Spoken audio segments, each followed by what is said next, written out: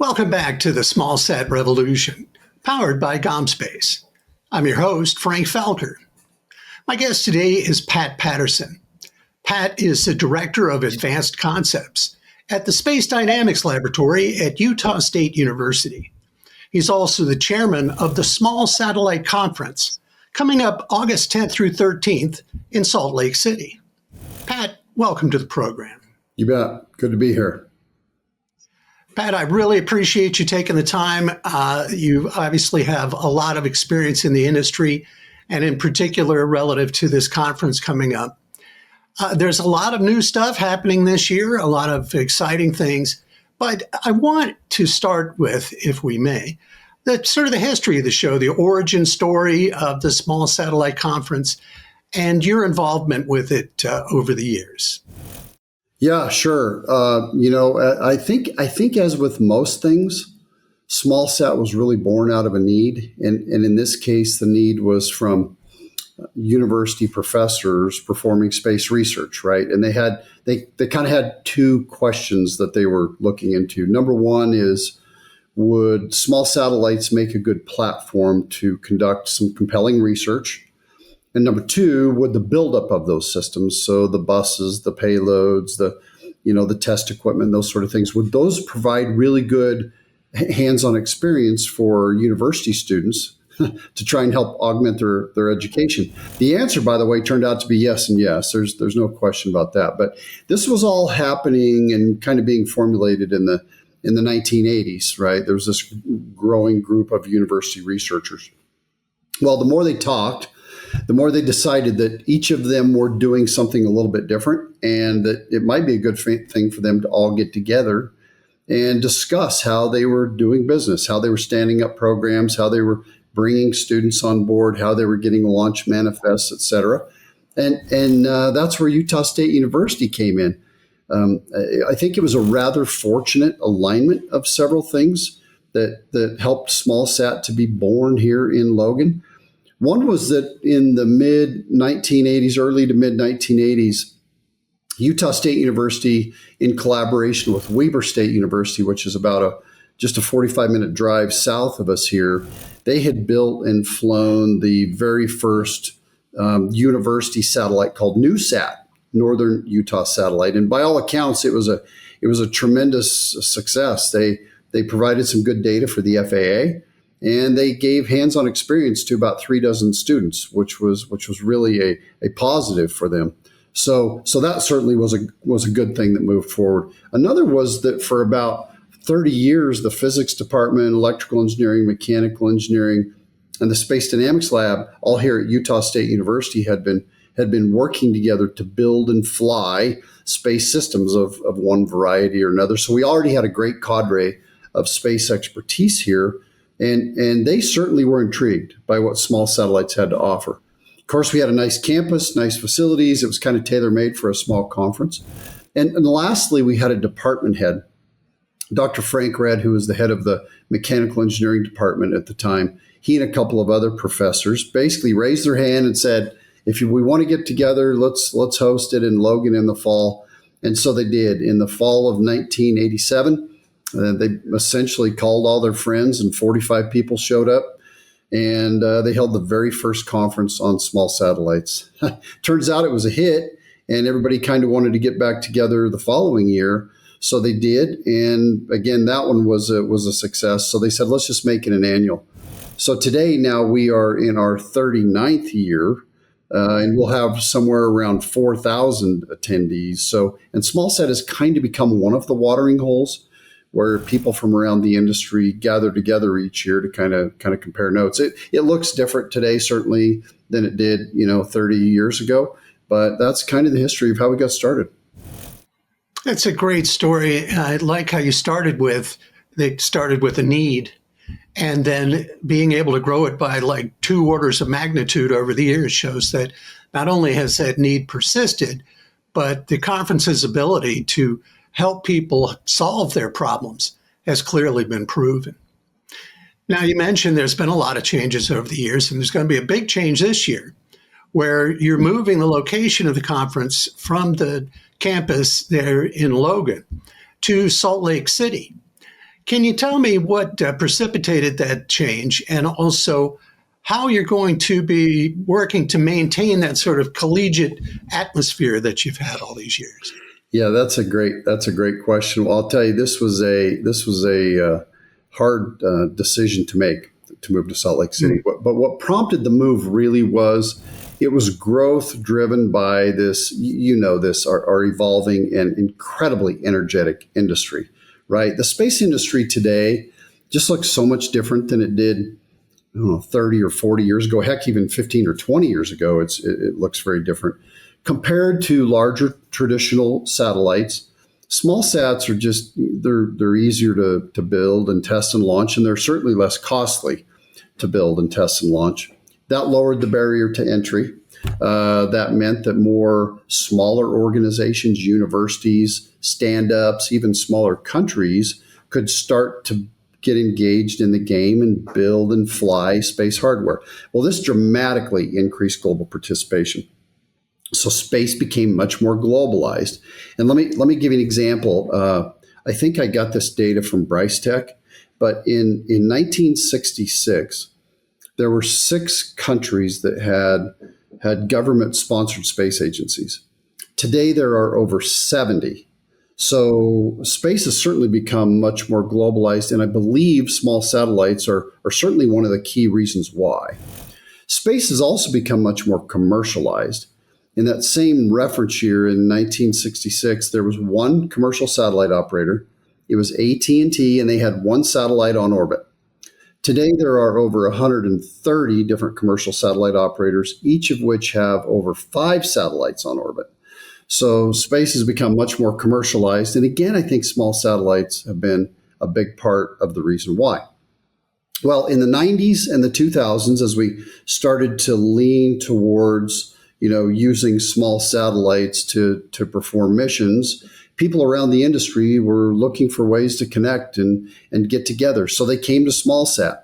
They presented their findings. They brought exhibits, and they got together and talked to people to collaborate. And this all caused growth within the conference. Today, we will have over 1,300 different organizations from around the world attend SmallSat. There will be over 45 countries represented. So all of that meant that we had to expand physically. Now, when we first started the conference, it was in one single building, actually one part of a single building. And then, as we expanded, we grew into that building, and then we added some tents outside, and then we went into a bigger building. Well, the last several years now, we have spread out. We are in multiple buildings across the campus, which has been very helpful for our growth, but it has kind of been difficult logistically.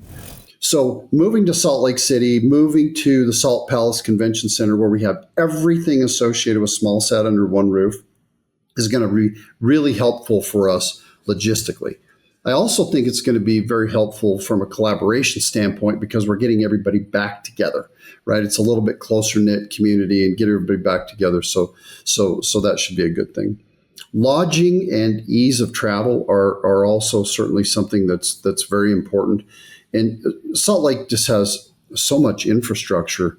There are thousands of hotel rooms within just a few minutes walking distance from the convention center, so that makes it handy for all of us. There's also a light rail train called TRAX, T-R-A-X, in Salt Lake City that runs through the downtown, and one of the stops is at the airport. Another one of the stops is the convention center. So if you don't want a rental car, you don't even have to get a rental car. You can just take the train into the city, get off at the convention center. Your hotel will probably be a block or two from there, and everything associated with SmallSat will be within a couple block radius that you can walk to, right? So that was kind of a long-winded way of saying that we needed to grow, we needed the space, and so that's kind of really what prompted the move. But we wanted to get to a place where we could have collaboration as much as possible. Your second part of your question about keeping the close-knit feel, that's going to be something we're going to have to work on. I think that's a little bit harder of a problem as you continue to grow. One of the things I am very hopeful about is that we will, being under one roof and one space will help us there. But there's some things that we are doing that we're not going to change that our attendees have been accustomed to over the years. Number one, we are remaining very, very technical. We are all about advancing technologies. We have sessions on launch and ground and communications, propulsion, science payloads, all of the building blocks that you need to put together and formulate a really successful small satellite mission. Those are the things we talk about. Okay. The second thing is that our students and our researchers remain a big part of what we do. We have a student exhibit where student teams from all over the world will bring their things and talk about what they're working on at their respective universities. We have a student competition where 6 finalists will present on the stage, and we will hand out $30,000 in awards to those 6 finalists. We have a student poster competition. We have a research and academia track. About 20% of our attendance has been for a long time, and it will be this year. About 20% of our attendance is affiliated with the university in some way. So that's a good thing. And then another thing that people who have been to the conference know about is we feed everybody lunch together, all of us. So back in the early days when there were 45 people, that was a pretty simple thing to do. It cost money, but it was a simple thing to do. It becomes a little bit logistically tougher when you have 4,000, but we have managed to figure it out. We've actually gotten pretty good at it. And the intent there is to drive discussion. It is really cool to see, and it happens every day and multiple times per day. It is really cool to see a university student sitting and talking with, say, an executive from a commercial organization. Sitting right next to them will be someone from NASA, maybe the European Space Agency, maybe the Space Force. It just drives some natural discussions that just are really hard to do otherwise, right? Because people don't want to go up and talk to folks, but when they're sitting there eating lunch with them, it just makes it so much easier, right? So we kind of see our role as, look, provide a good venue, make it really technical, make it something that everybody wants to attend, and just provide some really good collaboration opportunities. That's how we're going to deal with. Let's see if we can keep the close knit, Phil. That's great. What a unique conference you guys have created in terms, if I may use the expression, the vibe. It's just different than most of the other conferences in this industry or any other. And speaking of that, another thing that's unique to your conference, or certainly special to it, is your focus on presentation of scientific papers, research and development, and the collaborative way that your community determines what will be presented at the conference. Could you speak to that a little bit relative to what the genesis of that approach was, and what the benefits of it are? Yeah. So let me mentally break that up into 2 pieces. Okay. The first part was the technical part of it. And the feedback, it's from feedback that we receive from our attendees, right? We believe that the best thing that we can do for the community, and when I say community, I'm talking primarily about the small satellite community, but the best thing we can do is listen to where they want to go, then just provide a good forum for them to talk about the things that they want to talk about. So wherever they want to go, we go. Whatever they want to talk about, we talk about, right? We receive hundreds and hundreds of pieces of information every year, sometimes formally, sometimes quite informally, about suggestions for future conferences. And in almost every single case, they say we want to talk technical, right? They want to be in technical sessions where they can learn from one another. They want to have as many opportunities to talk about and share their ideas as they can. Now, look, they also enjoy the collaboration opportunities too. They like the exhibits, they like the lunches, they like the evening socials, but they certainly do focus in on the technical aspects of it. They're also, though, I will tell you, very keenly interested in hearing about the vision for the future coming from our industry leadership. That is something that they are very keenly interested in. And I think with maybe a little bit of a slant, that they want to know what technologies they need to go work on, to assist industry leadership getting where they want to go 5, 10, 15 years from now, right? So that's why even like with our keynote speakers, our keynotes tend to be quite technical as well. This year, for example, we have Dr. Nikki Fox, Associate Administrator, Science Mission Director for NASA headquarters. She will be our keynote speaker and kick things off Monday morning, and she'll have a very technical talk. And then after that, we just roll straight into 3 days of technologies, right? We'll have over 200 different technical presentations. We'll have over 200 posters. We'll have over 30 technical side meetings where people can get together to help figure out what technologies need to be moved forward to move the industry forward. My point here is that while we put this on for the industry is really the ones that drive this. This is for the industry, but it's also by the industry. Okay. The second part of your kind of question there was about how we select the agenda, right? And we use folks from all over the world to help us set our agenda each year, just like we have them drive the technologies, right?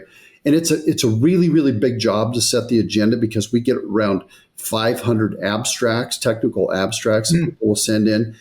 So we have created a team of 22 reviewers from all across the globe. So we have these 22 reviewers.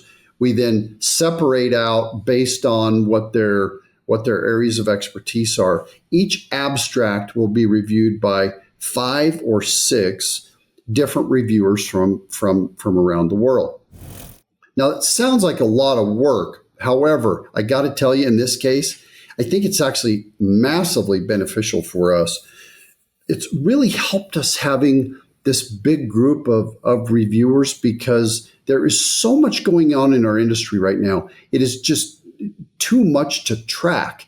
You can't keep track of it all. So having all of these different perspectives, it kind of is really ensuring that we can cover our blind spots, right? And so that in the end, the agenda ends up being sort of a really good representation of what is happening across the industry. Now, these 22 folks that help us put together the agenda each year, we rotate that on a yearly basis. So the 22 that selected the agenda for this year will not be selecting the agenda for the next year or the year after for 2 reasons. Number one, it's a lot of work, and I hate going back to the same people and continuing to ask them to provide free work for the conference. But really, the second one is that we really, really want industry to drive this agenda. This conference is for them. And so the more people we can engage and the more perspectives we can bring in each year, it really then becomes their conference, right?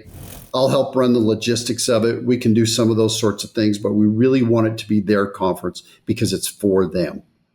So that I'm hoping that kind of gets at the questions you were asking. It's tremendous.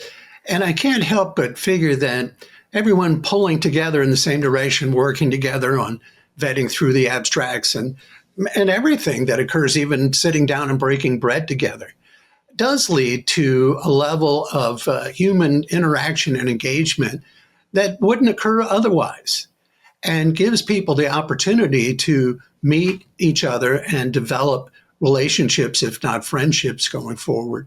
And I would imagine that type of thing results in collaborations that would not have occurred otherwise. Do you think that's a fair statement? Oh, it's no question. You know, with every conference, I go to a lot of other conferences too, and I have the same thing there.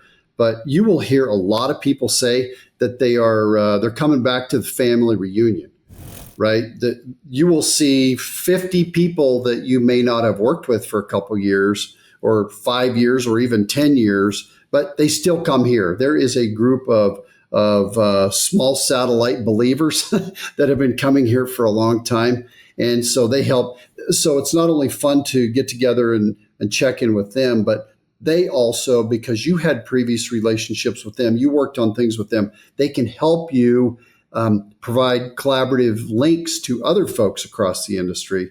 So it's talk technical, and it is a whole lot of collaboration. By the time you leave, you'll be tired. It's pretty high energy, but it's been great. It's been great over the years, and I think 3 days of high energy, and yeah, that's enough. Now, where can people find more information about what's going to be presented at the show? Yeah, we've got everything at smallsat.org. So www.smallsat.org. We've been working on the website for a long time. It's very nice. It's got all the information. By the way, I should have mentioned we have a block of, and by the way, hotel rooms are really reasonably priced in Salt Lake. But if you go to our website, there's a lodging area. And within the lodging area, you can find some discounted hotel rates. We got some blocks of room, and there's a few hotel rooms left at really reasonable prices. So that's a good thing. But smallsat.org, we will run, the conference will run August 11th through 13, Monday through Wednesday. And we're ready. We've got all the agenda set, all the evening socials are ready to go. It's a lot of fun, and we're really looking forward to seeing everybody in Salt Lake and looking forward to the community help us make this better, so that 5 years, 10 years from now, it continues to be a really good thing for the community. Pat Patterson, thank you so much for joining me today on the SmallSat Revolution. You bet. Thanks, Frank. Thanks again to Pat, and thank you for joining us. Till next time, I'm Frank Felker saying I'll see you in space. The SmallSat Revolution podcast is powered by GomSpace, with platforms, components, systems, and services to meet every SmallSat requirement. GomSpace brings their innovative technologies and a flight heritage of over 2,000 successful deployments to your next mission. GomSpace, leading the SmallSat revolution. Learn more at gomspace.com.